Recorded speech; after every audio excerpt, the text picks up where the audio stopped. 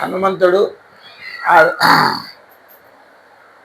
ఆ శింసుపా వృక్షం మీద కూర్చున్నాడు. కింద సీతమ్మ తల్లిని చూశాడు. అది ఇంకా తెల్లవారితే సీతమ్మ చెంతకు వెళ్ళి తాను శ్రీరామదూతనని చెప్పాలి, ఆమెను ఆనందింపచేయాలి అనుకుంటున్నాడు.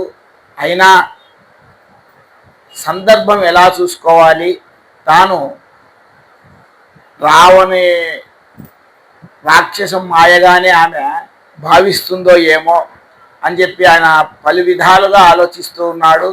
అందులోపలనే బ్రాహ్మీ ముహూర్తం రావడం, వేకుజామున రావణుడు మేల్కొనడం, అతడు లేచిన వెంటనే సీతమ్మ దగ్గరికి రావడం, ఆ సీతమ్మతో మాట్లాడడం, ఇంకా కేవలం తాను ఇచ్చిన గడువు 2 మాసములు మాత్రమే మిగిలి ఉందని, తన మనసు మార్చుకోమని, లేదా తను మరణించడం తప్పదని, సీతమ్మ మరణించడం తప్పదని ఆయన తెలియజేస్తూ ఆమె గడ్డి పరకను చూపి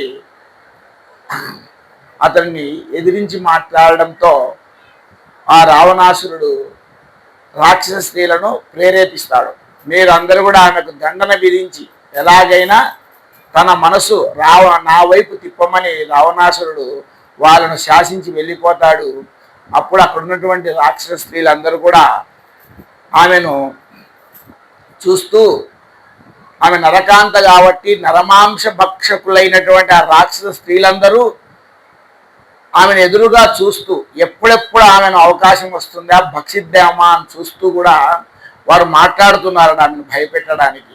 నేను చూస్తే ఇప్పుడే చంపి తినేయాలని ఉంది అని ఒకరంటే, నీకన్నా ముందు నుంచి నాకు ఆ కోరిక ఉందని ఏకజట అనే రాక్షసి మాట్లాడితే, సరే ఇప్పుడే వెళ్ళి రావణాసుడికి చెప్దాం, మేము దండించే సమయంలో 2-3 దెబ్బలు వేస్తూనే ఆమె శ్రీరామ శ్రీరామ అంటూ మరణించింది అని చెప్తే ఆయన మనం తినేయమంటాడు, వచ్చి తినేయచ్చు హాయిగా అని చెప్పి వాళ్ళలో ఒకరు రావణాసుడికి చెప్పడానికి నేను వెళ్ళి చెప్పేసాని వెళ్తూ ఉంటే, అప్పుడు త్రిజట వారిని ఆపి, రావణాసురుడు సీతమ్మ దగ్గరికి వచ్చే ముందే వేకుజామునే తనకు ఒక స్వప్నం వచ్చిందని, ఆ స్వప్నంలో సాక్షాత్తు శ్రీ మహావిష్ణువే దర్శనమిచ్చాడని, చతుర్భుజుడై సీతమ్మ తల్లిని 1000 హంసలు లాగుతున్నటువంటి ఒక దివ్య రథం మీద వచ్చి 4 దంతముల మీద ఐరావతం మీద సీతమ్మను కూర్చుండబెట్టి, తరువాత 12 వృషభములు లాగుతున్న రథంలో ఆమెను తీసుకొని వెళ్ళాడని, ఇక్కడ రావణాసురుడు రాముని బాణం దెబ్బకు మరణించాడని, లంకంత కాలి బూడిదయ్యే పరిస్థితి వచ్చిందని, ఇదంతా తన స్వప్న వృత్తాంతం అంతా కూడా ఆమె ఆ రాక్షసీలకు వివరిస్తుంది. ఇదంతా కూడా ఆ చెట్టు మీద కూర్చున్నటువంటి హనుమ వింటూ ఉన్నాడు అని చెప్పి ఆమె చెప్తుంది. మీరు సీతమ్మను నరకాంతగా భావించి మీరు ఆమెను ఎలా అంటే అలా మాట్లాడారు, బెదిరించారు, భయపెట్టారు, దుఃఖితురాలిని చేశారు. కాబట్టి మీరు చాలా పాపాలు మూటగట్టుకున్నారు. కాబట్టి ఇప్పటికైనా చెప్తుంది, వాళ్ళతో చెప్తుంది, ప్రణిపాత ప్రసన్నాహి మైథిలీ జనకాత్మజ అలమేషా పరిత్రాతుం రాక్షస్యో మహతో భయాత్. ఇప్పటికైనా మీరు ఆమె పాదాల మీద పడి క్షమించమని కోరండి. ఈమె మనం చూస్తుంటాం, మనసులలో కూడా కొందరు మానవత్వం ఉన్న వాళ్ళు కూడా రాక్షసత్వం కలిగిన వాళ్ళు ఉంటారు. మానవుడిగా పుట్టి రాక్షసుడిగా ప్రవర్తించే వాళ్ళు ఉంటారు. కానీ రాక్షసుల్లో పుట్టి మానవత్వంతో ఉన్న వాళ్ళు, దైవత్వాన్ని పొందిన వాళ్ళు కూడా ఉంటారు. బలి చక్రవర్తి రాక్షస జన్మైనా కూడా ఆయన దైవత్వాన్ని పొంది ఉన్నటువంటి ఒక రాక్షసుడు. అలాగే ఇక్కడ రాక్షస స్త్రీగా జన్మించినా కూడా సాత్వికమైన బుద్ధి కలిగి ఉంది త్రిజట. అందుకే ఆమెకు ఆ స్వప్నంలో జరగబోయేది ఆమెకు దర్శనం ఇచ్చింది. అది వేకోజామున దర్శనం ఇచ్చింది, అంటే అది ఖచ్చితంగా జరిగి తీరుతుంది. కాబట్టి ఆమె ఆ స్వప్నం మీద అంత నమ్మిక కలిగి ఉంది, కలిగి జరగబోయేది ఇది. కాబట్టి మీరు ఇప్పుడైనా ఆమె పాదముల మీద పడి శరణు కోరండి, మీకు మంచి బుద్ధి ప్రసాదించబడుతుంది, తర్వాత జన్మ అయినా కూడా మంచి జన్మ జన్మిస్తారు మీరు అని చెప్పి తన తోటి రాక్షస స్త్రీలకు త్రిజట చెప్తూ ఉందట. ఆ త్రిజట స్వప్న వృత్తాంతం విన్న ఆ రాక్షస స్త్రీలందరూ కూడా అప్పుడు కాస్త భయపడిపోయి సీతమ్మ తల్లి పట్ల అత్యంత కోపంతో ప్రవర్తిస్తున్న వారు కొంత నెమ్మదించారు.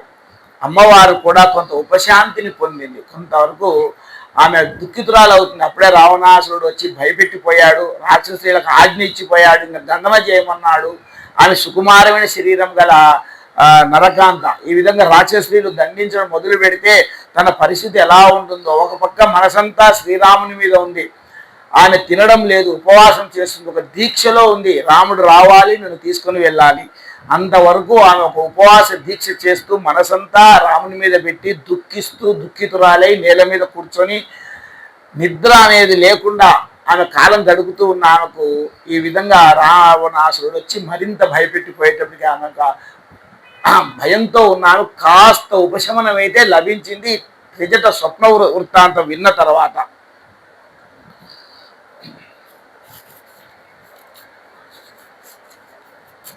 ఆ విధంగా త్రిజట స్వప్నం పూర్తి అయిపోయింది. దానికి ముందంతా కూడా స్వప్న వృత్తాంతం వెనుక ముందంతా సీతమ్మకు చాలా విశేషమైన భయాందోళన కలిగి ఉన్నాయి. ఆ రావణాసుడు వచ్చి మాట్లాడడం కాలం సమీపిస్తుంది, ఇంకో 2 మాసములే ఉంది, 2 మాసంలో నీ మనసు మారకపోతే నేను సంహరించేస్తాను.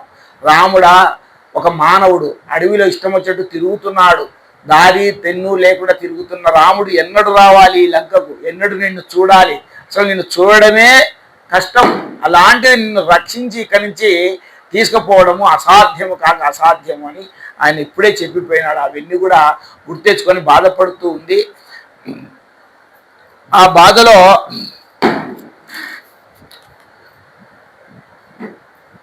చెప్తుంది, ఆ మనసులో అనుకుంటుంది, నన్ను ఇంత బాధ పెట్టారు కనుక నా కంటి వెంట నీరు 10 నెలల నుండి కారి ఈ భూమి మీద పడింది కనుక నేను ఎలా ఏడుస్తున్నానో అలా ఈ లంకంతా కూడా ఏడవాలి, లంకంతా కూడా నాశనం అయిపోవాలి. కొద్ది కాలంలోనే ఈ లంకాపట్టణం భర్త శరీరం వెళ్ళిపోవడం చేత బాధపడే స్త్రీ ఎలా ఏడుస్తుందో అలా ఏడవాలి అని చెప్పి ఆమె మనసులో శాపం పెట్టేసిందట. ఆ విధంగా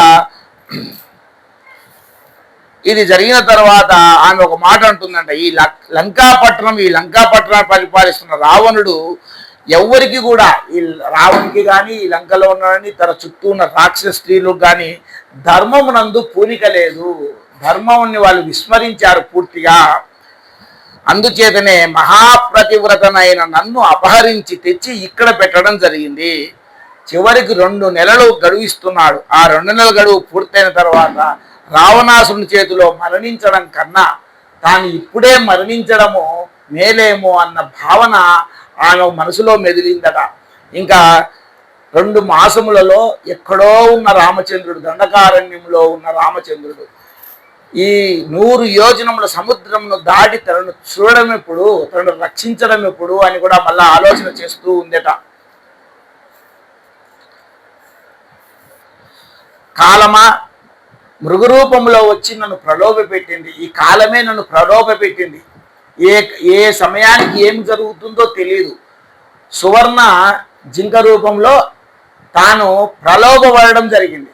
లక్ష్మణుడు చెప్తూ ఉన్నాడు, హెచ్చరిస్తూ ఉన్నాడు, జింక ఎప్పుడు కూడా అలా ఉండదు, అలా బంగారు రంగులో ఉన్నట్టు జింక జీవితంలో ఎప్పుడు చూడలేదు, ఇదంతా కూడా రాక్షస మాయ అని చెప్పినా కూడా తాను అదే కావాలని పట్టుపట్టడమేమి, శ్రీరామచంద్రుడు దానికోసం వెళ్ళడమేమి, లక్ష్మణుడు నమ్మకుండా అన్నకొచ్చిన ప్రమాదం ఏమీ లేదు, ఎన్ని చెప్పినా కూడా నానా మాటలు మాట్లాడి లక్ష్మణుని కూడా నేను అక్కడి నుంచి పంపడమేమి, ఒంటరిగా మిగిలిపోవడమేమి, రావణాసురుడు రావడమేమి, నన్ను అపహరించడమేమి, ఇదంతా కూడా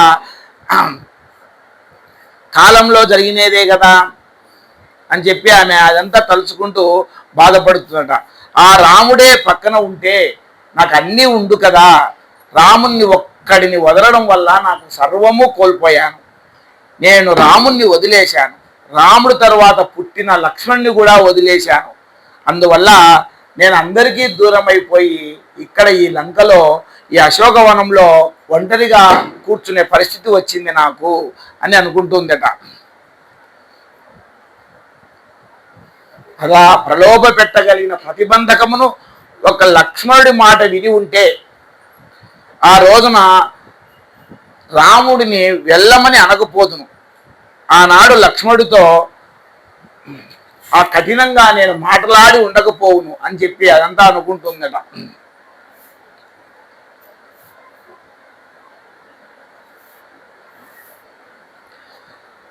అనుకుంటూ చెప్తుంది, రావణుడు నన్ను ఇంత ప్రలోభ పెట్టాడు, అపహరించి వచ్చి. ఒకనాడు నేను మృగానికి లోభానికి గురయ్యాను. ఆ తర్వాత బుద్ధి తెచ్చుకున్నాను.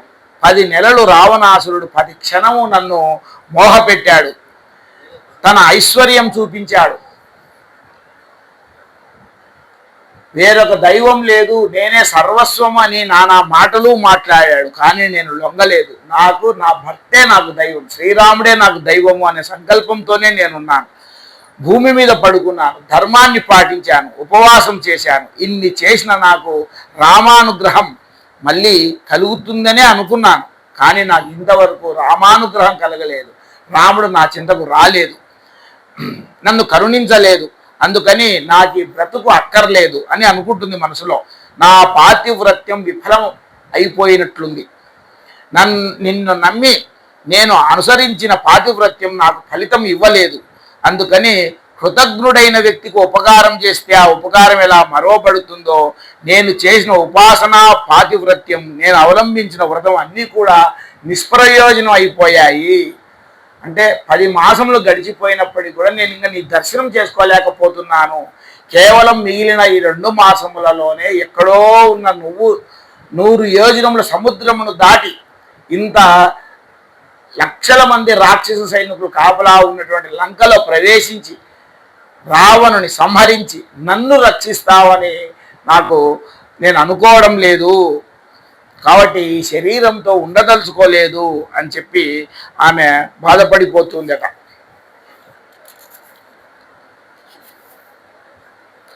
ఆత్మహత్య చేసుకోవడం తప్ప నాకు వేరొక మార్గమే లేకపోయినది అని తాను విషం తాగుదామనుకుంది. కానీ అక్కడ విషం ఎవరిస్తారు? విషం ఇచ్చేవారు లేరు. కత్తితో పొడుచుకొని చనిపోదామా అంటే సమీపంలో కత్తి కూడా లేదు అని ఆలోచిస్తూ ఉందట ఆమె. కాబట్టి తన శరీరంతోనే తాను చనిపోవాలని అమ్మ నిర్ణయించుకుంది. అందుకని తన దీర్ఘమైన కేశపాశంతోనే తాను మెడకు చుట్టి చనిపోవాలని అనుకుందట. అంతవరకు ఆమె అనుకుంటుంది. తన పొడవుగా ఉన్నటువంటి తన జుట్టునే మెడకు చుట్టుకొని ఊపిరి ఆడక చనిపోవాలని నిర్ణయం తీసుకుంది. ఇదంతా కూడా ఆమె మనసులో అనుకుంటున్నప్పుడు ఆ చెట్టు మీద ఉన్న హనుమ ఆమెనే గమనిస్తూ ఉన్నాడట. ఇవన్నీ కూడా ఒకదాని వెంట జరిగిపోయినాయి. రావణుడు రావడం, నానా మాట్లాడడం, భయపెట్టడం, తర్వాత రాక్షస కాంతలు కూడా భయపెట్టడం, త్రిజట తన స్వప్న వృత్తాంతం చెప్పడం, కాస్త ఉపశమనం పొందినట్లయింది. కానీ ఆమె మళ్ళా ఆలోచనలో పడిపోయింది. ఇప్పుడు ఆ ఆత్మహత్యకే ఆమె ప్రేరేపింపబడుతూ ఉంది. ఎందుకంటే కాలం సమీపిస్తుంది. 2 మాసముల కాలము అనేటప్పటికీ ఆమె భయపడిపోతుంది. ఇదంతా ఎన్నడు జరగాలి, రాముడు ఎన్నడు రావాలి అని కూడా ఆలోచిస్తుంది. కానీ ఆయన పైన ఉన్న హనుమ ఏమనుకుంటున్నాడు? వెళ్ళి ఆమెతో మాట్లాడాలి, ఆమెకు ధైర్యం చెప్పాలి, తాను రామదూతగా వచ్చినానన్న విషయం తెలియజేయాలి. ఎలా తెలియజేయాలి? ఆమె తను చూసిందనుకో ఏమనుకుంటుంది? ఇదంతా కూడా రాక్షసమాయే అనుకునే ప్రమాదం ఉంది. కాబట్టి ఆమెకు అలా అనకుండా ఉండడానికి మంచి ఒక సందర్భం రావాలి. ఆ సందర్భం వస్తే ఆ సందర్భాన్ని సృష్టించుకోవాలి. తాను ఒక దూత కాబట్టి ఎంత విజ్ఞానవంతుడైనా దూత సరిగా ప్రవర్తించకపోతే ఆ కార్యం విఫలమవుతుంది. ఏడుకు అనుకున్నారన్నా? ఆ కార్యం విఫలమవుతుంది. మరి ఆ కార్యం సఫలం కావాలంటే సరి అయిన ఆలోచన చేయాలి, సరి అయిన సమయం కోసం వేచి చూడాలి, ఆ సమయానికి సాధించాలి అని చెప్పి ఆయన మంచి ఆలోచన కోసం ఎలా సీతమ్మను తాను నమ్మించాలి, ధైర్యం చెప్పాలి అని చెప్పి ఆయన ఆలోచిస్తూ ఉన్నాడు. అక్కడ ఆ సీతమ్మ ఏం చేస్తుంది, తన కంఠం చుట్టూ తన కేశపాశమును గట్టిగా బిగించి పుష్పించిన శింసుపా వృక్షము కొమ్మనొక దానిని వంచి ఆ కేశపాశాన్ని ఆ చెట్టు కొమ్మకు వేసి బిగించుకొని ఊపిరి ఆడకుండా చేసుకొని మరణించాలని ఆమె ప్రయత్నం చేస్తూ ఉంది. అప్పుడు ఆమెకు కొన్ని శుభశకునాలు కనిపించాయట. అలా కేశపాశం పొడవైన వెంట్రుకలు కాబట్టి దాన్ని మెడకు చుట్టుకుంది, పక్కన కొమ్మకు చుట్టింది, లాగుతుంది. ఆ విధంగా బిగించుకొని పోతే ఊపిరి ఆడకుండా తాను మరణించాలన్న భావనతో అలా చేస్తున్న సమయంలో ఆమెకు ఒక శుభశకునం కనిపించిందట. ఏమి? తస్యా శుభం వామమరాల పక్ష్మ రాజీవృతం కృష్ణ విశాల శుక్లం ప్రాస్పందతైకం నయనం సుకేశ్య మీనాహతం పద్మమివాభితామ్రం. సరోవరంలో నీటి పైభాగం నందు అరవిరిసిన తెల్లని పద్మం పైన ఉంటుంది, దాని కాడ లోపల ఉంటుంది. అలా కాడ వద్దకు ఒక చేప వచ్చి ఆ కాడను ఆనుకొని ఉండి తోకను కదిలిస్తూ అది పక్కకు వెళ్ళే సమయంలో ఆ కాడకు చేప తగిలి కాడ కదిలి ఆ కాడ ఎలా కదిలిందో అలా పుష్పము కదిలినట్లుగా ఆమె ఎడమ కన్ను అదిరిందట. పోలిక చేసి చెప్తున్నాడు. మొత్తం మీద ఆమెకు ఎడమ కన్ను అదిరింది. ఒక స్త్రీకి ఎడమ కన్ను అదిరితే శుభ సూచికంగా మనం భావిస్తాం. ఆ విధంగా ఆమెకు ఎడమ కన్ను అదిరింది. కానీ పైన శింసుపా వృక్ష శాఖల నడుమ కూర్చొని చూస్తున్న హనుమ అమ్మవారి ఆత్మహత్యా ప్రయత్నం చూసి మిక్కిలి బాధపడ్డారు. ఆమె ఎప్పుడైతే తన పొడవాటి కేశాలన్నీ మెడకు చుట్టుకొని చెట్టుకు చుట్టుకొని లాగడానికి ప్రయత్నం చేసి ఊపిరి ఆడకుండా చేసుకోవడానికి ప్రయత్నం చేస్తుంటే ఆ ప్రయత్నం చూసి హనుమ బాధపడిపోయాడు. అయ్యో, నేను వచ్చిన కార్యమేమి, నా ముందే ఆమె అలా ఆత్మహత్యా ప్రయత్నం చేస్తుంది, ఆమె అలా ఆత్మహత్య చేసుకుంటే మా వానరులందరూ ఏం కావాలి, నేను రామచంద్రుడి నా ముఖం ఎలా చూపించాలి, నేను వచ్చి అమ్మను కనిపెట్టడమే మహాభాగ్యం అనుకున్న ఈ సమయంలో ఇంత ఉత్పాతం జరుగుతుంది ఏమి అని చెప్పి ఆయన బాధపడిపోతున్నాడట. ఏ తల్లి జాడ కనిపెట్టడం కోసమని ఈ భూమండలంలోని 4 చెరువుల కొన్ని కోట్ల వానరులు నిరీక్షిస్తున్నారో అటువంటి సీతమ్మ తల్లి జాడ ఈశ్వరానుగ్రహంగా నేను కనిపెట్టగలిగాను. ఆ అమ్మని దర్శనం చేశాను, రావణాసురుణ్ణి చూశాను, సీతమ్మ రావణునితో మాట్లాడడం విన్నాను. ఎంతో ధైర్యంగా గడ్డి పరచ చూపిస్తూ మాట్లాడింది. అంత ధైర్యమైనటువంటి ఆమె ఇప్పుడు ఈ నిర్ణయం తీసుకోవడం ఏమి అని చెప్పి రావణుడు సీతమ్మతో మాట్లాడడం విన్నాను, త్రిజట స్వప్నం విన్నాను, అమ్మ ఎవరో స్పష్టంగా తెలుసుకున్నాను. బాగా స్పష్టంగా అర్థమైంది, ఏమే శ్రీరామచంద్రుని ధర్మపత్ని సీతమ్మ అని అర్థమైంది. కాబట్టి అటువంటి జగన్మాతను నేను దర్శనం చేసుకున్నాను. అలాగే ఆ శుభశకునం కూడా ఆయనకు కూడా గోచరించింది. అప్పుడు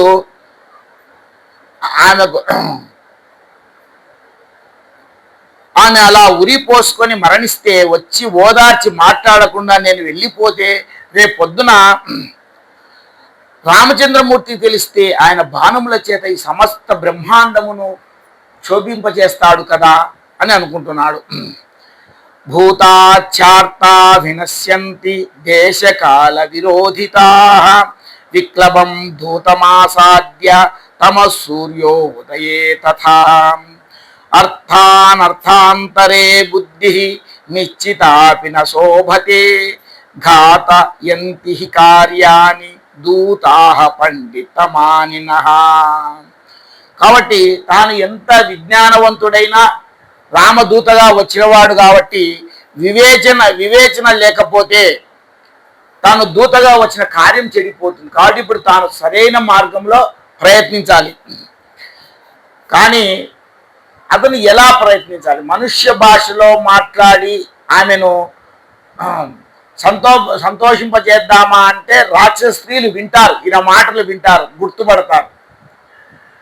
లేదా ఏ విధంగా తెలియజేయాలి అని చెప్పి ఆయన ఆలోచిస్తూ ఉన్నాడు.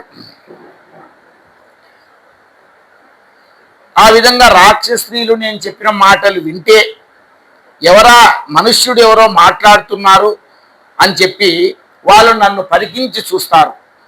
చూసిన తరువాత వారికి నాకు యుద్ధం జరుగుతుంది. జయాపజయాలు దైవాధీనాలు.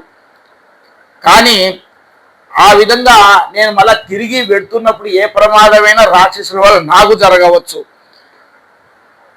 లేదా రాక్షసుడు నా చేత ఓడింపబడవచ్చు. కానీ రామచంద్రమూర్తి లంకాపట్నంకు వచ్చి రావణ సంహారం చేసే లోపల ఇదంతా తెలిసి రావణాసురుడు సీతమ్మను మళ్ళీ మరొక చోట దాచిపెట్టవచ్చు. కాబట్టి ఇవన్నీ కూడా ఆలోచిస్తున్నాడు. కాబట్టి ఎలా సీతమ్మను సంప్రదించాలి, తాను ఏ విధంగా ఆమెను సంప్రదించాలని ఆలోచిస్తున్నాడు.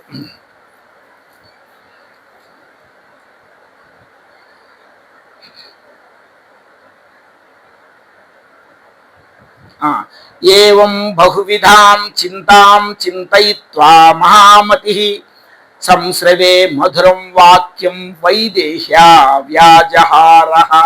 కాబట్టి ఏమి మాట్లాడితే సీతమ్మను ఆనందింపజేయడానికి వీలవుతుంది, సీతమ్మను నమ్మింపజేయడానికి వీలవుతుంది అని చెప్పి, ఏ నామము అమ్మ చెవిలో పడినంత మాత్రం చేత ఒక్కసారి నా వైపుకు చూసేటట్లు నేను చేయగలను. కాబట్టి ఏ నామము నేను ఉచ్చరిస్తే అత్యంత ప్రయోజనం ఉంటుంది అని చెప్పి ఆయన ఆలోచిస్తూ, ఏముంది శ్రీరాముని మించిన నామం ఉందా, ఆ నామం వింటే చాలు ఆమె నాకు ఒక్కసారి నా వైపు చూస్తుంది, ఆ రామ చరిత్ర వింటే చాలు ఆమె నా మీద నమ్మికను కలిగి ఉంటుంది అని చెప్పి ఆయన ఆలోచిస్తూ ఉన్నాట.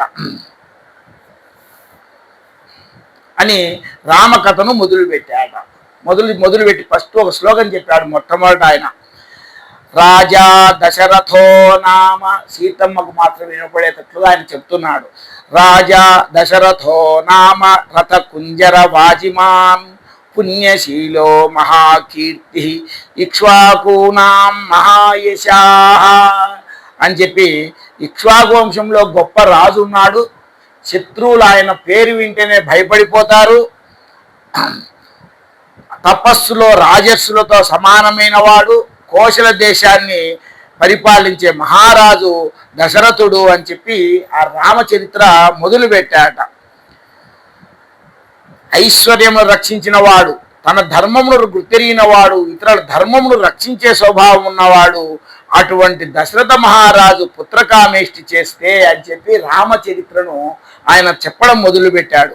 జన్మించిన పెద్ద కుమారుడైన రామచంద్రమూర్తి వృద్ధుడైన తండ్రి చేసిన ప్రతిజ్ఞ నిలబడేటట్టుగా చేయడం కోసం, ఆయన సత్యవాక్యములను నిలబెట్టడం కోసం 14 సంవత్సరముల అరణ్యవాసం చేయడం కోసమని దండకారణ్యమునకు శ్రీరామచంద్రమూర్తి బయలుదేరితే, తనతో పాటు తనకు సేవలు చేయడానికి సిద్ధమై లక్ష్మణుడు కూడా వచ్చాడు.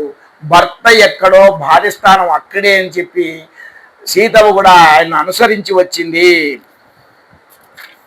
అని చెప్పి ఆ రామాయణం అంతా కూడా అక్కడ ఆయన మెల్లిగా చెప్తూ ఉన్నాట, సీతమ్మ వినేటట్లుగా. ఆ విధంగా మహాపతివ్రతైన సీతమ్మ తల్లి రామునితో కలిసి దండకారణ్యమునకు వచ్చింది. ఆ జనస్థానంలో 14,000 మంది రాక్షసులను వేటాడి రామచంద్రమూర్తి సంహరింపజేశాడు. దాని చేత అతని మీద పగబట్టిన, రామచంద్రుని మీద పగబట్టినటువంటి 10 తలలు కలిగిన రావణాసురుడు సీతమ్మను అపహరించాడు. అపహరించి తీసుకొని వెళ్ళిపోయాడు. తదనంతరము సీతమ్మను అన్వేషిస్తూ వెళ్ళిన రామచంద్రమూర్తి సుగ్రీవునితో స్నేహం చేసి వాలిని సంహరించి సుగ్రీవునికి పట్టాభిషేకం చేస్తే, ఆ సుగ్రీవుడు లక్షల మంది కోట్ల మంది వానరులను పిలిపించి సీతమ్మను వెతకడం కోసం నలుదిక్కులా పంపించాడు అని చెప్పి ఆయన అంతా చెప్తున్నారు. దాంట్లో అంగదుని నాయకత్వంలో మేము దక్షిణ దిక్కుగా వెతుకుతూ వచ్చి సీతమ్మ కోసమని 100 యోజనముల వైశాల్యం కలిగిన సముద్రమును దాటి వచ్చాను అని చెప్పి ఆమె సీతమ్మ వినేటట్టుగా ఆ హనుమ పలికాట. చెప్తున్నాడు, యథా రూపాం యథా వర్ణాం యథా లక్ష్మీం చ నిశ్చితాం అశ్రౌషం రాఘవస్యాహం చేయమాసాదితామయా. రాముడు సీతమ్మను ఎలాంటి కాంతితో, ఎలాంటి నగలతో, ఎలాంటి వస్త్రంతో ఎలా ఉంటుందని నాకు చెప్పాడో అలాంటి సీతమ్మను ఈ శింసుపా వృక్షం మీద నుంచి ఇక్కడే ఈ క్రింద చూసి నేను ధన్యుడనయ్యాను అని కూడా ఆయన చెప్పాడు. రామచంద్రమూర్తి సీతమ్మ ఎలా ఉంటుందో ఆ చెప్పిన లక్షణాలన్నీ ఉన్నటువంటి సీతమ్మని నేను ఇక్కడ ఈ వృక్షం కిందనే చూస్తున్నాను అని చెప్పి ఆపేశాడట. అలా ఆపేసరికి ఇంతవరకు వినపడని ఈ 10 నెలల పాటు ఎంతసేపు ఉన్న రాక్షసులు రావణాసు గురించి వర్ణిస్తారు, లంక గురించి వర్ణిస్తారు, ఆమెను భయపెడతారు, దుఃఖానికి గురి చేస్తారు తప్ప శ్రీరామ నామాన్ని వినిన పరిస్థితి లేదు. అటువంటి పరిస్థితిలో ఇప్పుడు ఆమెకు ఆ మాటలు ఆ కథ వినపడేటప్పటికీ అప్రయత్నంలాగా తన కంఠానికి చుట్టుకుంటున్న జుట్టును అమ్మ వదిలేసింది. ఆమె పాపం ఊపిరి ఆడకుండా చేసుకొని చేసిన ప్రయత్నాన్ని ఆమె మానుకుంది. ఒక్కసారి ఎన్నాళ్లకు వినపడింది రామనామం అనుకుందట. అందులో సగం తనకు తెలిసి ఉన్న కథ, తాను అపహరింపబడేంత వరకు హనుమ చెప్పిన కథ అంతా తనకు తెలిసిన కథ. కానీ తర్వాత ఆ 14,000 మంది రాక్షసులను సంహరించడం, 10 తలల రావణాసురుడు ఈమెను అపహరించడం వరకు ఈమెకు తెలుసు. తర్వాత శ్రీరాముడు సుగ్రీవునితో స్నేహం చేయడం, వాళ్ళని సంహరించడం, ఇదంతా కూడా ఆమె ఇప్పుడు కొత్తగా విన్న కథ. కాబట్టి అప్పుడు అర్థం చేసుకుంది, ఎవరో ఈ వచ్చిన అతను నా జాడ కోసమని రాముడు పంపగా వచ్చినటువంటి మనిషి అయి ఉన్నాడు అని పరమ సంతోషంగా ఒక్కసారి చెట్టు మీదకి తలపైకెత్తి చూసిందట సీతమ్మ. చూసేటప్పటికి అమ్మ చెవికి మాత్రమే వినపడేటట్టుగా దగ్గరగా వచ్చి, అంటే వెనక కాళ్ళతో కొమ్మను పట్టుకొని చేతులు ముందుకు చాచి అమ్మ చెవిలో వినపడేటట్టుగా ఆ ఆకులన్నీ కూడా తొలగించి పగడాల కాంతితో మెరిసిపోతున్నటువంటి నోటితో రామనామం చెబుతూ రామకథ చెబుతున్న సుగ్రీవ సచివుడైన మహానుభావుడు ఉన్నాట. ఎట్లా ఉన్నాడు?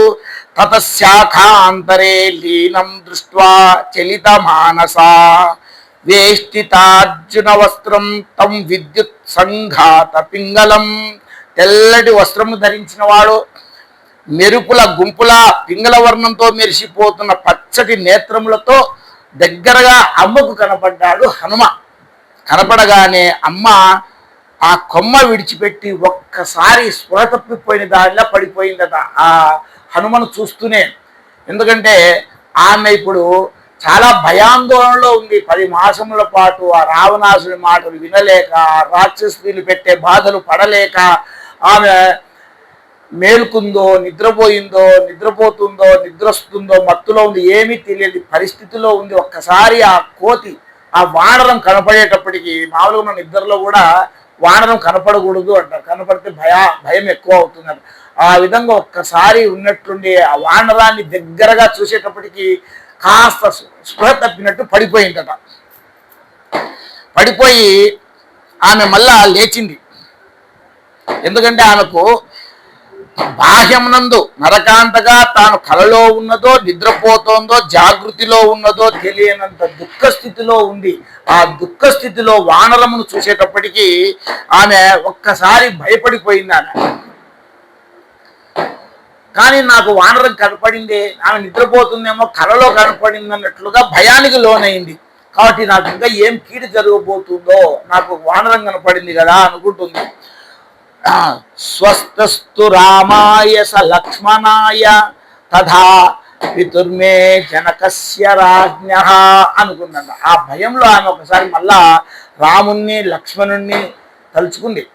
తన జనకుడైనటువంటి జనక మహారాజు కూడా తలుచుకుంది. వాళ్ళకు మంగళం కలుగుగాక, నాకేదో ఇలా వాళ్ళకేమైనా ప్రమాదం వస్తుందేమో, నాకు ఈ విధంగా కల్లో వానరం కనపడింది, వాళ్ళకేమన్నా జరుగుతుందేమో అన్న దాంతో వాళ్ళందరికీ కూడా మంగళం అవుగాక అని చెప్పి ఆమె లక్ష్మణ సహితుడైన రామునికి మంగళం పలికింది.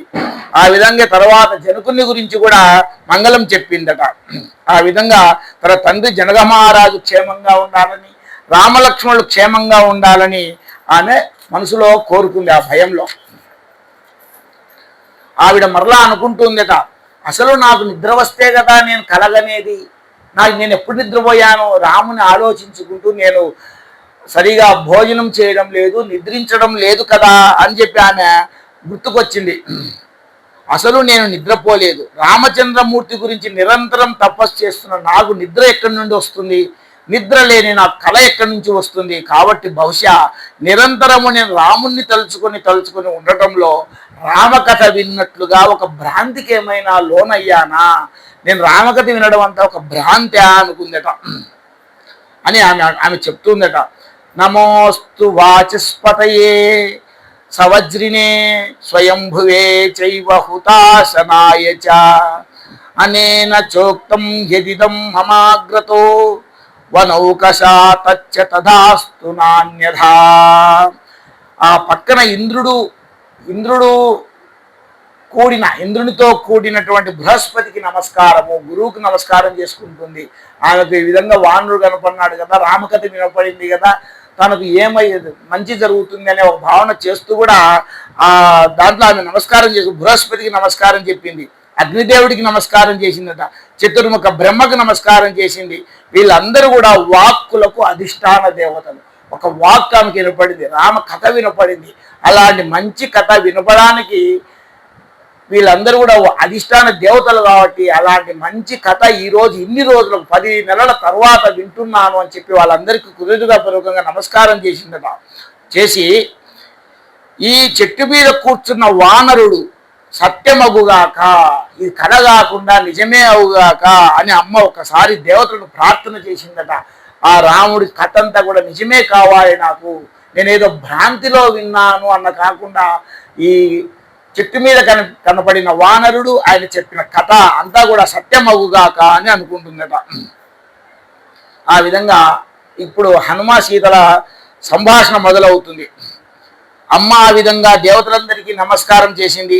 చేసిన తర్వాత స్వామి హనుమ కొంచెం కొమ్మల క్రిందికి వచ్చాడు. వచ్చి అమ్మ వంక చూసి అప్పుడు చెప్తున్నాడు, మొత్తం మాట్లాడుతున్నాడు. అమ్మా, నేను అబద్ధం చెప్పలేదమ్మా, నేను చెప్పిన కథ అబద్ధం కాదమ్మా, నేను యథార్థం చెప్పాను, నేను రామదూతను అన్నప్పుడు పరిచయం చేసుకున్నాడు. నేను రాముడు పంపగా వచ్చిన దూతను తల్లి, సుగ్రీవుని సచుడను. నేను కథలో చెప్పాను కదా, సుగ్రీవుని కలిశాడు, మిత్రుడిగా చేసుకున్నాడు, వారిని సంహరించాడని చెప్పాను కదా, ఆ సుగ్రీవుని యొక్క మంత్రిని నేను. నన్ను నమ్మి నువ్వు స్వస్థత ధైర్యము పొందవలసినదని చెప్పాడు. అమ్మా, నువ్వు స్వస్థత ముందు భయం వదిలేసావు, ధైర్యంగా ఉండు, నేను రాముడు పంపగా వచ్చిన దూతను అని చెప్పాడు. కళ్యాణి బత గాథేయం లౌకికి ప్రతిభాతిమా ఏతి జీవంతమానందో నరం వర్ష శతాదపి. అప్పుడు ఆమె కూడా అనుకుంటుందంట, మనిషి జీవితం ఎంతకాలం జీవిస్తాడో ఆ జీవితంలో కష్టాలు వస్తుంటాయి, సుఖాలు వస్తుంటాయి. కష్టాలు వచ్చినప్పుడు మరణించాలా అన్న భావన తప్పు. నేను ఇప్పుడు ఆత్మహత్య చేసుకోవాలనుకున్నాను, ఎందుకంటే 2 మాసముల గడువు. ఈ 2 మాసములలో శ్రీరామచంద్రుడు ఎన్నడు రావాలి, ఎన్నడు రక్షించాలి అనుకుంటూ ఆమె పాపం ఈ బాధలు పడలేక, ఈ రాక్షస స్త్రీలు పెట్టే బాధలు పడలేక, ఆ రావణాసుడి మాటలు వినలేక ఇవన్నీ చూసి ఆమె మరణించాలా అనుకుంది. కాబట్టి ఆ భావన నాకు తప్పు కలిగింది, ఎట్టి పరిస్థితులలో అయినా జీవితాన్ని తనంత తాను అంతం చేసుకోకూడదు అని అనుకుందట ఆ తల్లి.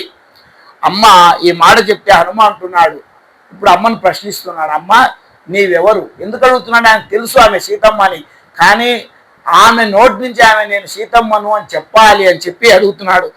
సురానాం మసురానాం వా నాగ గంధర్వ రక్షసాం యక్షానాం కిన్నరానాం వాకాత్వం భవసి శోభనే రావణేన జనస్థానాత్ బలాదపహృతాయది సీతా త్వమసి భద్రం తే తన్మమాచక్ష్వ పృచ్ఛతః. అమ్మా, నువ్వు దేవతలకు చెందిన దానివా, యక్షులకు చెందిన దానివా, గంధర్వులకు చెందినదా అంటే గంధర్వ కన్యవా, యక్షకన్యవా, దేవకన్యవా అని చెప్తూ అడుగుతున్నాడు.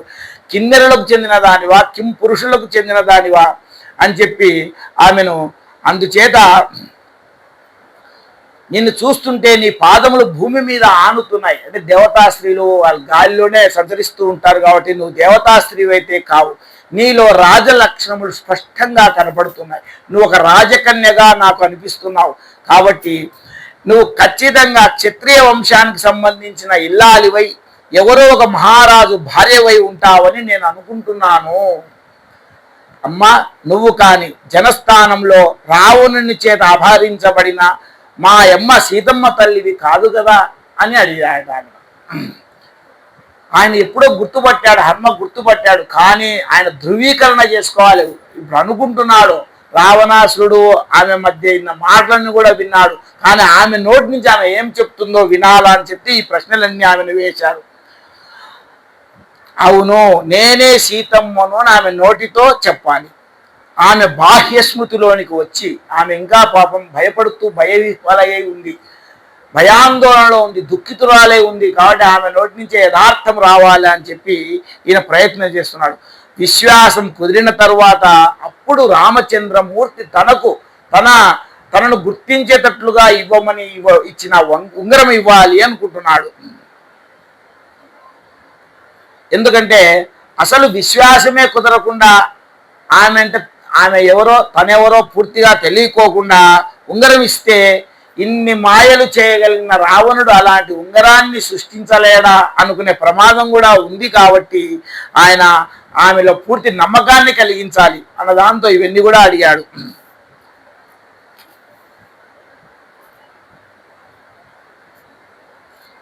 ఈ పృథ్వీ మండలం ఏలిన రాజులలో చాలా పేరు గడించిన రాజుగారు ఒక ఆయన ఉన్నారు.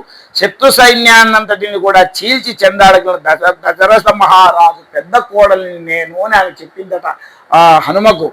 పృథివ్యాం రాజసింహానాం ముఖ్యస్య విదితాత్మన స్నుషా దశరథస్యాహం శత్రు సైన్య ప్రతాపిన.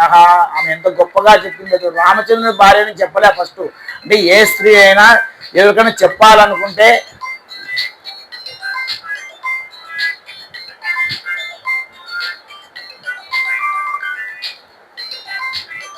అదే ఈ టైంలో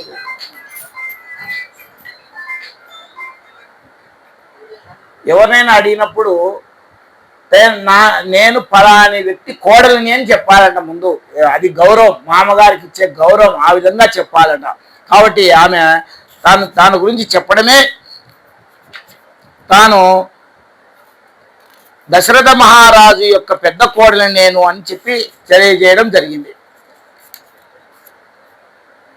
ఇంకా చెప్తుంది తర్వాత, దుహిత జనకస్యాహం వైదేహస్య మహాత్మన సీతేతి నామ నామ్నాం హం భార్య రామస్య ధీమత. ఇప్పుడు చెప్తుంది ఫస్ట్ దశరథ మహారాజు యొక్క పెద్ద కోడలిని అని చెప్పి, నేను విదేహ వంశంలో జన్మించిన జనక మహారాజు కూతురిని, నాగలి చాటుకు పుట్టాను కాబట్టి నా పేరు సీత, నేను బుద్ధిమంతుడైన రామచంద్రమూర్తి ఇల్లాలిని అని చెప్పి తన గురించి చక్కగా దశరథ మహారాజు కోడలిని, జనక మహారాజు కుమార్తెను, రామచంద్రమూర్తి సతీమణిని అని చెప్పి ఆమె వివరంగా తన గురించి పూర్తిగా చెప్పినప్పుడు ఆంజనేయ స్వామి పరమానందమయ్యిందట. ఎందుకు చెప్తుంది ఆ వివరాలన్నీ? హనుమ అడుగుతూనే చెప్పడం అంటే హనుమను నమ్మితేనే కదా చెప్పి. ఎవరైనా మన వివరాలు మనం చెప్పాలంటే ఎవరైనా మనం నమ్మితే చెప్తారు.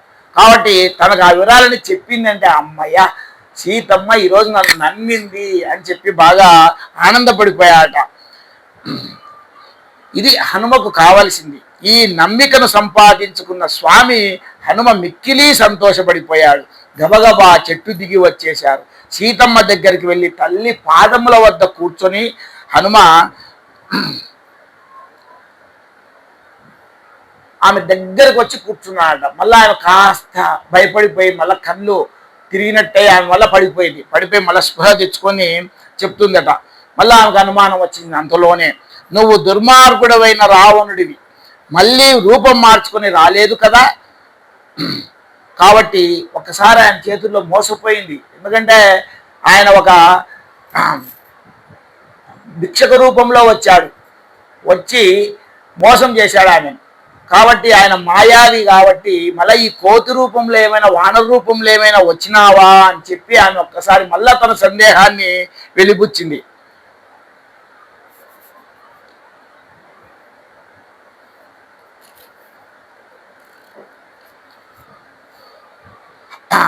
ఆ విధంగా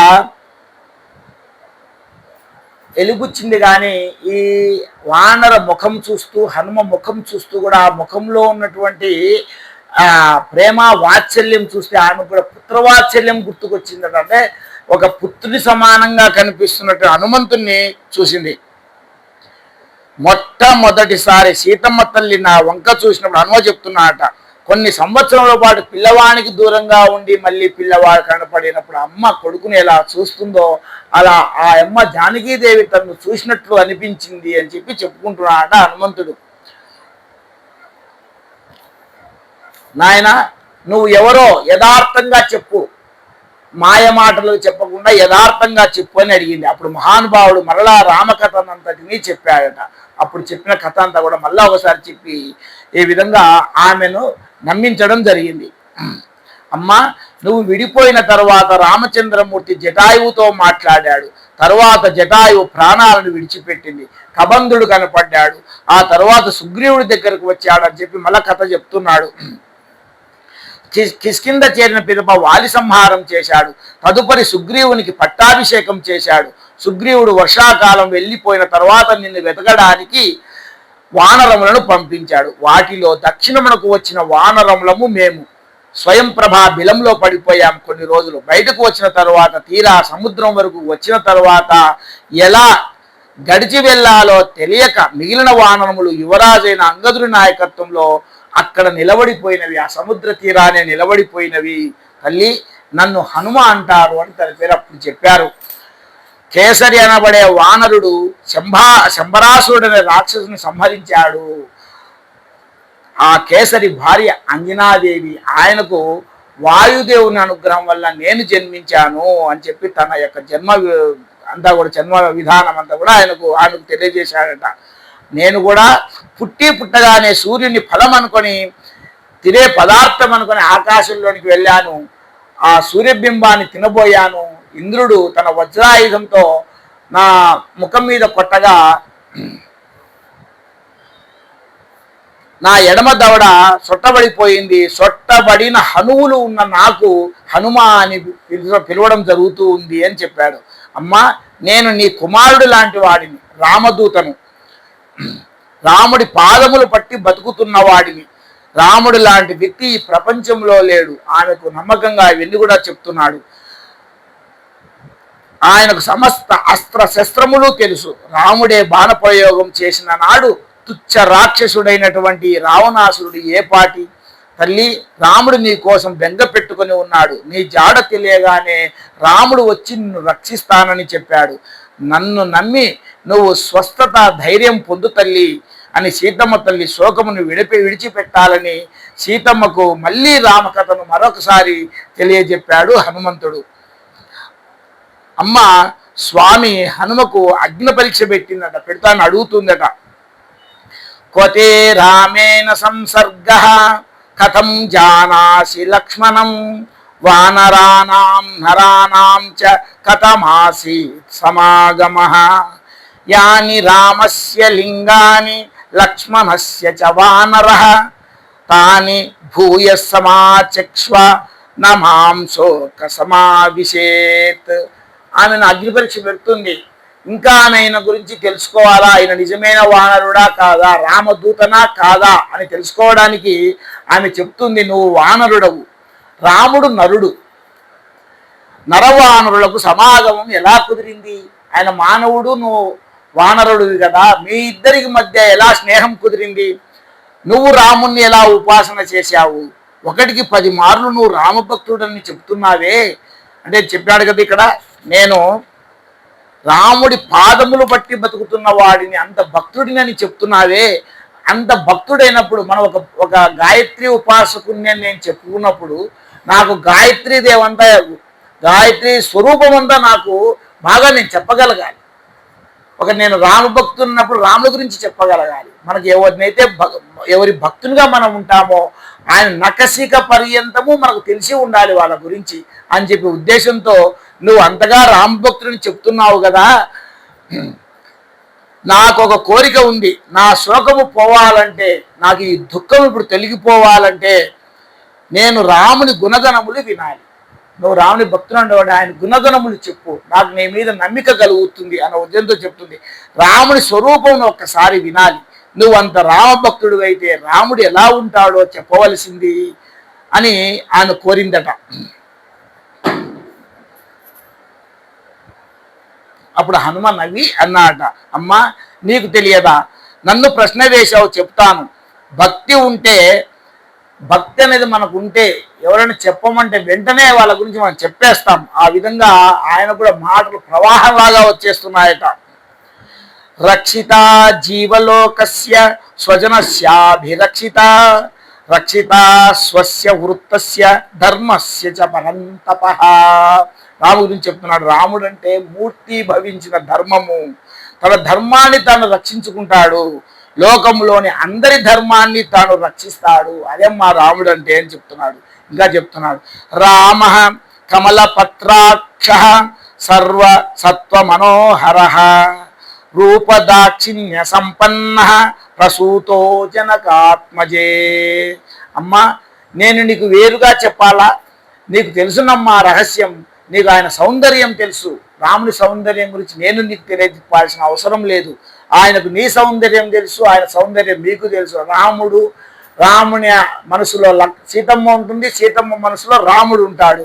కాబట్టి ఆయన లాంటి సౌందర్యం నీది, నీ సౌందర్యం ఆయనది అని చెప్తున్నాట. అమ్మ, రాముడంటే లోకమునంతటినీ రక్షించేవాడు. ఈయనకు వచ్చిన సుగుణములు జన్మతః వచ్చినవి, కల్పించుకుంటే వచ్చినవి కాదు. ఆయన జన్మతఃనే ఆయనకు అన్ని సుగుణములు వచ్చినాయి. ధర్మాత్ముడు అని చెప్తున్నాడు. అందుకే నీకు ఇంత ఓర్పు వచ్చింది. ఆయనతో కలిసి ఉన్నావు కాబట్టి, ఆయనతో కలిసి నడిచావు కాబట్టి ఆయనకి ఎంత ఓపిక ఉందో నీకు అంత ఓపిక ఉంది. ఎందుకంటే ఈ 10 నెలల పాటు రావణాసురుడు పెట్టే బాధలు భరిస్తూ, నిద్ర లేక, ఆహారం లేక, నేల మీద కూర్చుండి ఇంత ఓపిక భరించావంటే ఎంత ఓపికమ్మా నీకు అని చెప్తున్నాడు. రక్షించగలుగుతున్నావు. అంత దుర్మార్గుడు నీ కాళ్ళ మీద పడ్డాడని 10 నెలల నుంచి ఓర్పు పట్టావు. రాముడు అక్కడ కూర్చొని రావణుని తక్షణం చంపకుండా అక్కడ ఓపిక పట్టాడు. ఆయన అనుకుంటే తక్షణమే బ్రహ్మాస్త్రం వేయగలడు, కానీ వేయలేదు. అటువంటి వాడమ్మా రాముడు. ధర్మబద్ధంగానే చేయాల.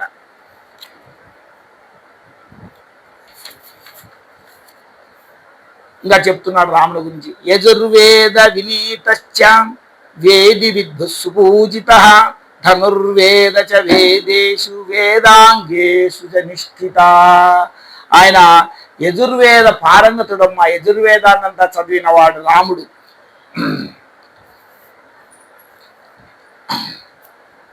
వశిష్ఠ, విశ్వామిత్రాది మహర్షుల చేత అనేక విద్యలు, ధనుర్విద్యలన్నీ కూడా నేర్చుకొని ధనుర్వేదం అంతా కూడా తెలుసుకున్నవాడు శ్రీరాముడు. వేదాంగములన్నీ కూడా ఆయనకు తెలుసు అని చెప్తున్నాడు. తేజసాదిత్య సంకాశ క్షమయా పృథ్వీ సమః బృహస్పతి సమో బుద్ధ్యా యశసా భాసవో సమః. సూర్యభగవానుడు కన్ను తెరిచి చూడడం ఎలా కుదరదో, ఆ కన్నులు తెచ్చి సూర్యభగవాన్ని దర్శించలేం. అంతటి తేజస్సు కలిగిన వాడమ్మా శ్రీరాముడు. భూమికి ఎంత ఓర్పు ఉందో అంత ఓర్పు ఉన్నవాడు. ఆయన తలుచుకుంటే అక్కడే కూర్చొని లంకలో రావణుని గుండెలు బ్రద్దలవుగాక అని అస్త్ర ప్రయోగం చేయగలడు. కానీ ఎందుకు చేయలేదో తెలుసా అమ్మా? రావణునికి తనంతా తాను మారే అవకాశాన్ని ఇచ్చాడు. వాని బుద్ధి మార్చుకోవడానికి ఆయనకు సమయం ఇస్తూ ఉన్నాడు. ఆయన బుద్ధిలో బృహస్పతి సమానుడు శ్రీరాముడు. బుద్ధిలో బృహస్పతి అంతటి వాడు, అంతటి వాడు. లోకములను పరిపాలించడంలో ఇంద్రునితో సమానమైన వాడు అని చెప్పి శ్రీరాముని గురించి ఆమె అడిగింది కాబట్టి ఆమె వింటూ పొంగిపోతోంది, నమ్మకం పెరిగిపోతోంది ఆమెకు. ఇన్నాళ్ళు రావణుని గురించి చెప్తున్నాడు. ఇన్నాళ్ళు పాప జీవనం గడిపాడు, కానీ జీవితాన్ని మార్చుకొని ఆయన పాదములకు, శ్రీరాముని పాదములకు శరణాగతి చేస్తే స్వీకరించడానికి ఆయన సిద్ధంగా ఉన్నాడు. అంత ఓర్పు ఉన్నవాడమ్మా శ్రీరాముడు అని చెప్పి రావణాసురుడు ఎన్ని పాపములు చేసినా చూస్తూ కూడా ఆయన సహిస్తూ ఉన్నాడు అని చెప్పాడు. చెప్తున్నాడు, త్రిస్థిర స్త్రీ ప్రళంబశ్చ త్రిసమస్త్రిషు చోన్నతః త్రితామస్త్రిషు చ స్నిగ్ధో గంభీరసు నిత్యసహ. ఆ విధంగా హనుమ సీతమ్మ కోరినట్టుగా రాముని కాలి గోటి గురించి నఖ శిఖ పర్యంతం అన్నట్లుగా తల వెంట్రుకల వరకు ఆయన సౌందర్యాన్నంతా కూడా ఎంతో చక్కగా వివరించి చెప్పాడట సీతమ్మకు. కాబట్టి హనుమ ఏనాడైతే శ్రీరాముని విష్ణు రూపంలో దర్శించాడో ఆయనకు పరమ భక్తుడైపోయినాడు. కాబట్టి ఆయన మనసులో ఎప్పుడు శ్రీరాముడే మెదిలేవాడు, ఆయన చేత అంతర్ముఖంగా దర్శించేవాడు శ్రీరాముణ్ణి. కాబట్టి ఆయన కనపడినంటూ ఏదీ ఉండదు. ఆపాద మస్తక వర్ణన చేశాడు. ఉపాసనా బలం అంటే ఏమిటో చూపించాడు. తల్లి రాముడు ఎటువంటి వాడో నాకు తెలుసు అని రాముణ్ణి వర్ణించి చెప్పారు హనుమ. అప్పుడు అమ్మకు విశ్వాసం కుదిరింది, నమ్మకం కుదిరింది. ఖచ్చితంగా హనుమ రాముని ఉపాసకుడే అని గ్రహించింది. ఆయన భక్తుడే, ఆయన దూతనే అని చెప్పి ఆమెకు నమ్మకం కలిగింది. రామచంద్రమూర్తే పంపించారు అని అనుకుంది. ఇది నిలబడితే తప్ప తన స్థితిని ఆవిష్కరించకూడదు, అప్పుడు కానీ ఉంగరం ఇవ్వకూడదు అని అనుకున్నాడు. ఆ సమయం ఆసన్నమైంది. మర్యాదానాం చ లోకస్య కర్త కారయితా సహా.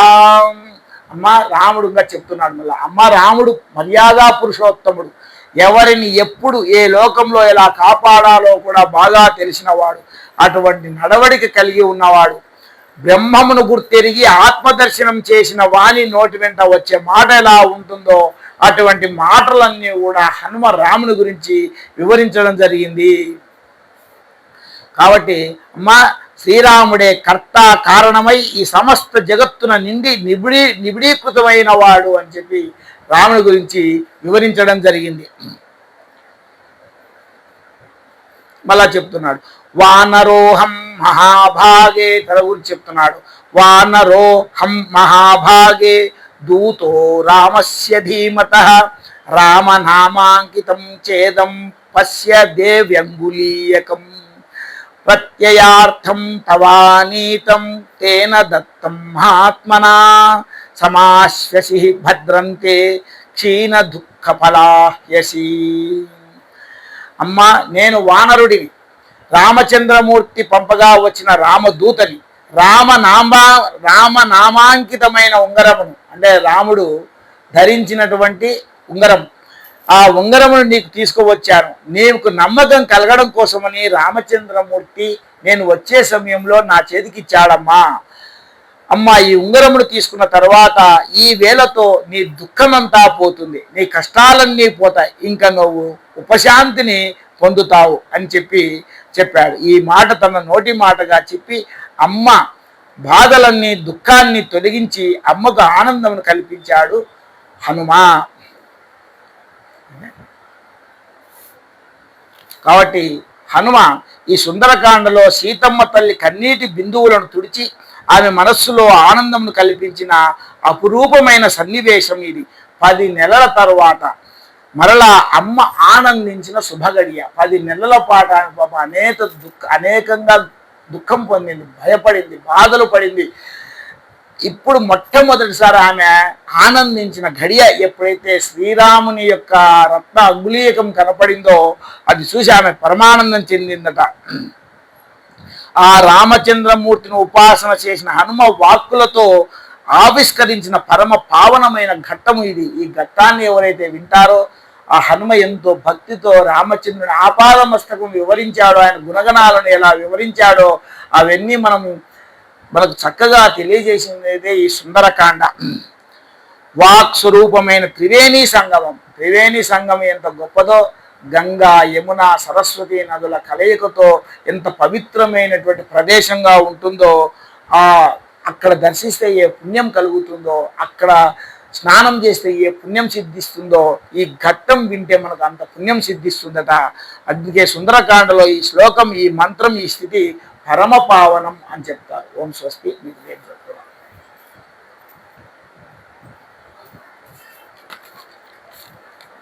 స్వస్తి ప్రజాభ్య పరిపాలయంతాం న్యాయేన మార్గేణ మహీం మహిషాః గోబ్రాహ్మణేభ్య శుభమస్తు నిత్యం లోకా సమస్తా సుఖినో భవంతు. కాలే వర్షతు పర్జన్య పృథివీ సస్యశాలినీ దేశోయం క్షోభరహితః బ్రాహ్మణాః సంతు నిర్భయాః అపుత్రా పుత్రిణః సంతు పుత్రిణః సంతు పౌత్రిణః అధనా సధనా సంతు జీవంతు శరదాం శతం. త్వమేవ మాతా చ పితా త్వమేవ త్వమేవ బంధుశ్చ సఖా త్వమేవ త్వమేవ విద్యా ద్రవిణం త్వమేవ త్వమేవ సర్వం మమ దేవదేవ.